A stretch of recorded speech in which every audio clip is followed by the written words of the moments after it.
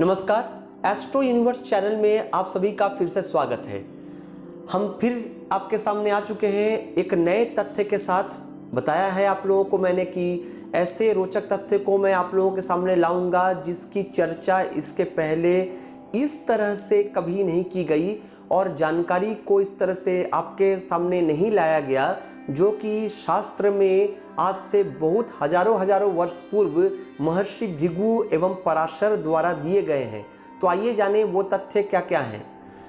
ऐसा कहा जाता है कि जन्म कुंडली में चंद्रमा, सूर्य और लग्न यानी लग्नाधिपति यहाँ से लेकर के आधी समस्याएं होती है। और हम लोग जनरली क्या विचार करते हैं कि मेरा नवम भाव अच्छा है कि नहीं, मेरा चतुर्थ भाव अच्छा है कि नहीं, मेरी कुंडली में शुक्र पीड़ित है या नहीं, शनि की पोजीशन तो खराब नहीं है, कहीं राहु दृष्टि तो नहीं डाल रहे हैं। लेकिन जो चीज़ हमें जाननी आवश्यक है उसकी जानकारी हमें मूलतः नहीं प्राप्त हो पाती। तो इसीलिए आप लोगों के लिए मैंने इस तथ्य को लाना उचित समझा और इसीलिए ये प्रोग्राम जो है बिल्कुल आप लोगों के लिए है और इसे अधिक से अधिक शेयर करें लोगों तक, ताकि वो इस जानकारी से अछूते ना रहे। तो आइए बिल्कुल शुरू करते हैं। वो जानकारी क्या क्या है आप लोग नोट कीजिए।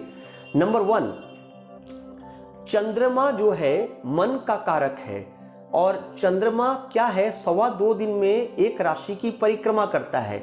चंद्रमा अगर एक राशि में आते हैं तो उसी के अंडर 3 नक्षत्र जो है वो स्क्रॉल कर जाते हैं।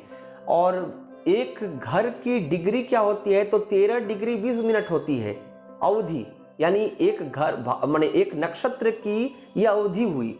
तो अगर एक भाव में टोटल कितना समय गुजरा, 30 डिग्री का समय, तो यानी 2 नक्षत्र पूरे होते हैं और तीसरे नक्षत्र का क्या होता है, अंश कम होता है, चाहे 6:40 होता है, चाहे 3 डिग्री 20 मिनट होता है। इस तरह से क्रम आता है और ये क्रम हर चतुर्थ राशि में जाकर के टूट जाता है। अब बात जो इंपॉर्टेंट है कि मैंने कहा चंद्रमा मन की राशि है, मतलब मन का कारक है।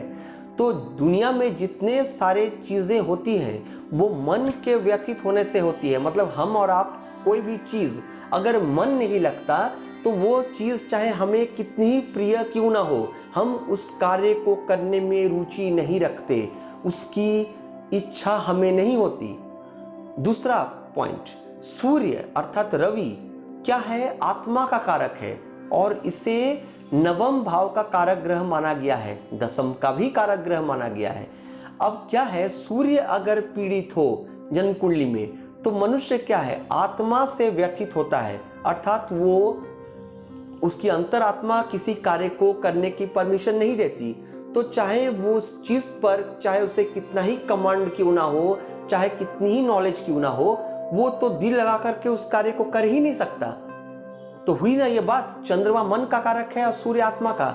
और तीसरी बात होती है लग्न, जिसकी चर्चा इस तरह से नहीं होती। लग्न एवं लग्नाधिपति ये क्या है, बिल्कुल नोट कर लीजिए। लग्न है क्या, आपका एफर्ट यानी आपका प्रयास, आपका इम्प्लीमेंटेशन। किसी कार्य को करने में हर मनुष्य की अपनी एक स्ट्रैटेजी होती है, एक कह सकते हैं स्टाइल होता है, एक तरीका होता है। तो वो किस तरह से उस तरीके को अपनाते हैं, प्रोसीड करते हैं, मतलब उसको ले जाते हैं आगे। तो ये लग्न अलाउ करता है। जिसका लग्न एवं लग्न का एक मालिक होता है तो उसे कहते हैं हम लग्नाधिपति। तो लग्न एवं लग्नाधिपति अगर पीड़ित हो, पीड़ित किसे कहते हैं, तो जो ग्रह पाप ग्रहों के बीच में आ जाए। मान लीजिए कुंडली को समझाने के तौर पर कर रहा हूं, किसी का लग्न है मेष, तो मेष लग्न का मालिक क्या है, मंगल।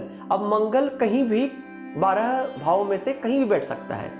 तो वहां कहीं मान लीजिए तुला राशि में बैठा हुआ है और तुला राशि में ही शनि या राहु में से कोई बैठे हुए हों, या फिर एक घर आगे या एक घर पीछे हो, अर्थात कन्या राशि में राहु हो और उसके एक घर बाद शनि या केतु में से कोई, वहाँ राहु चूंकि यहाँ हो गए तो केतु तो मीन राशि में होंगे, लेकिन शनि मान लीजिए वृश्चिक में हो तो ये पाप मध्य हो गए मंगल।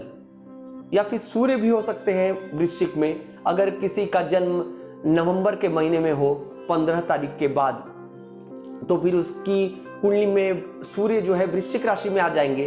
तो मान के चलिए सूर्य एक तरफ सूर्य क्रूर ग्रह है और एक तरफ क्या है, राहु है चाहे शनि है, और बीच में लग्नाधिपति है, तो वो पाप मध्य हो गया।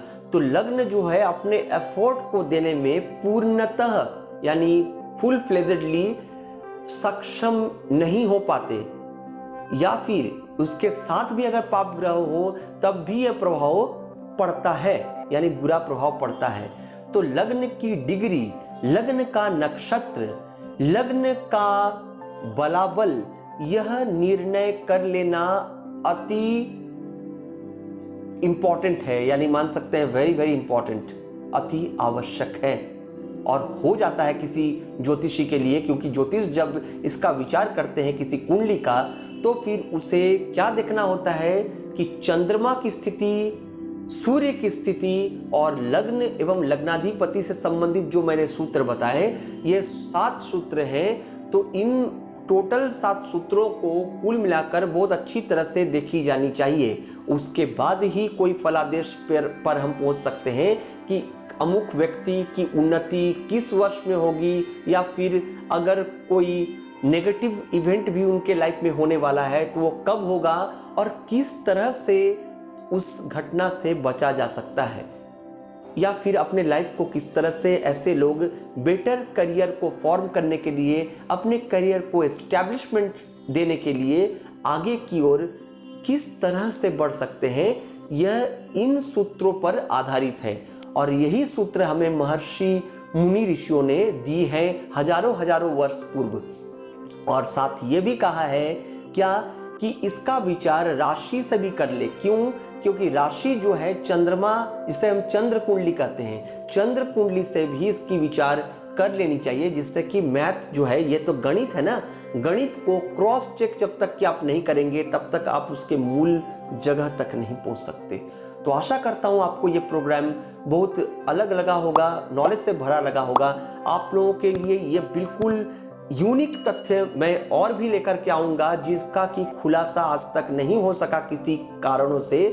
तो आप लोग बिल्कुल इस चैनल के साथ बने रहिए। मैं महर्षि भृगु पराशर के कई ऐसे सूत्र लाऊंगा जो कि आज तक चर्चा का विषय नहीं बन सके किसी चैनल का। तो बिल्कुल हमारे चैनल के साथ बने रहिए और सब्सक्राइब कीजिए और अधिक से अधिक दूसरों को शेयर कीजिए, ताकि वो भी आपके साथ इस नॉलेज को गेन कर सके और लाभान्वित हो सके। नमस्कार।